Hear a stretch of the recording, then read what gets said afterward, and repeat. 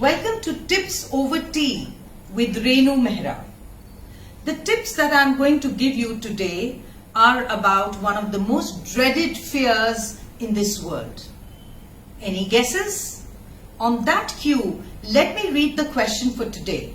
But before that, let me tell you that a whole lot of people wrote to us about the same problem. Thank you, Yash, Neha, Arjun. We have received your messages and I hope it's going to help you too. The message comes from Sanjida Khaitan. She writes, I'm a team leader in a company. I think my team likes me, but the problem begins when I have to address the team or make a presentation in front of my seniors. I become extremely nervous and I do not look confident at all. My mind becomes blank and I begin to fumble with words. Any tips on speaking in front of an audience? Yes, Sanjita, we are going to give you a few tips on that.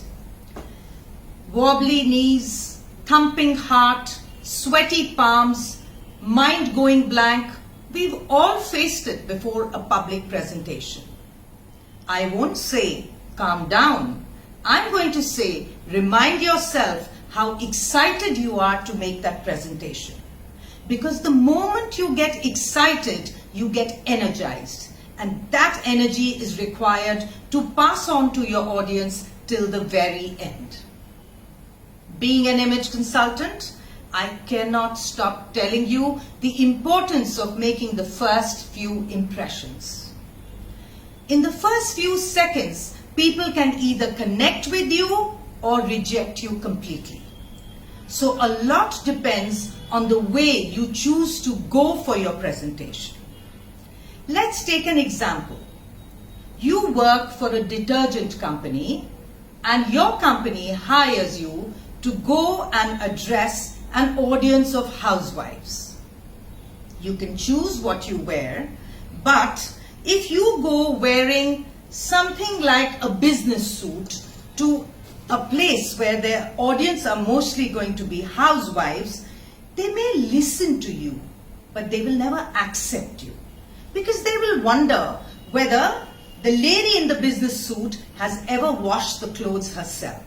So I would say that a better bet would be if we could choose something which the housewives can relate to. A nice long kurta with a jacket and a dupatta or a scarf over here, which works well and the housewife can connect with you. Let's take another example. You work for a tractor company and the tractor company sends you to a rural area to tell the farmers about the tractor. Again, if you go in your business suit, the farmers are never going to accept you. They're never going to believe that you understand their problems. So, dressing down at that moment is the call for the day. You can wear just a shirt and a pant, or you can wear a jacket like this and go across to the rural area. Remember, a thing like this may not work in a consultancy firm or a finance firm, but when addressing people in the rural area, this would be the call for the day.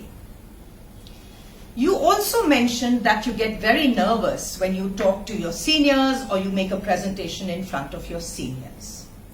Assuming that you work for a company which has a very casual attitude towards dressing up.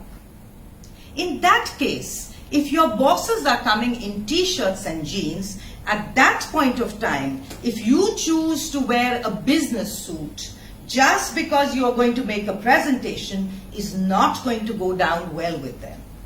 Choose wisely. If you feel that a jacket would do you good, you can choose a fun jacket which is going to help you look a little authoritative, but definitely not look overbearing in front of your bosses. So be very, very careful about how you dress up, because those first few seconds, this is the fun jacket that I was talking about, the first few seconds, people actually connect with you, they want to listen to you, and you have to become believable. Next thing, when you begin your conversation with the people or begin talking to the people, stop talking about yourself.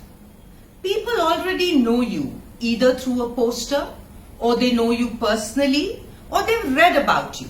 So do not waste time in saying who you are or what is your education level and what are your achievements. Rather, begin with something that intrigues people.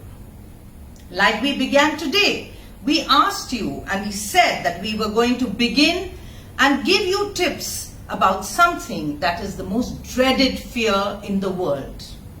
You can even ask a question. You could have asked that, do you know of someone who has the fear of public speaking? You can even use a statistic. Are you aware that 73% of people are actually scared of public speaking? And this fear is greater than death, greater than spiders, and greater than heights. You can use humor if you want, if you know how to use it well. The next important thing is to structure your talk and time it. Please do not keep the entire meat for the end.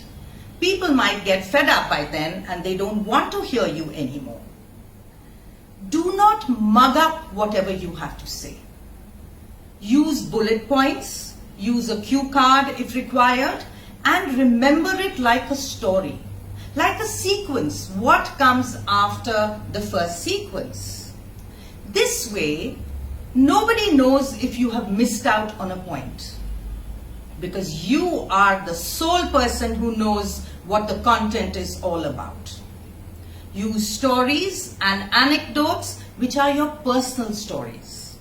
They make it unique and you own the conversation at that point. I've often said body language is so important when you deliver any talk anywhere. If you want more information on that, you can visit my confidence series, because your gestures, your facial expressions add to your presentation. Last of all, practice, practice, practice. There is no substitute for practice. Please record yourself. Do it in front of a mirror. Choose to speak in front of a private audience before you go on to the real stage. And when you play back whatever you have recorded, if you enjoy it, believe me, the audience is also going to enjoy it. On that note, let's keep practicing for our next presentation, and keep writing to us at renu@renumehra.imageconsulting.com, because your questions keep us energized.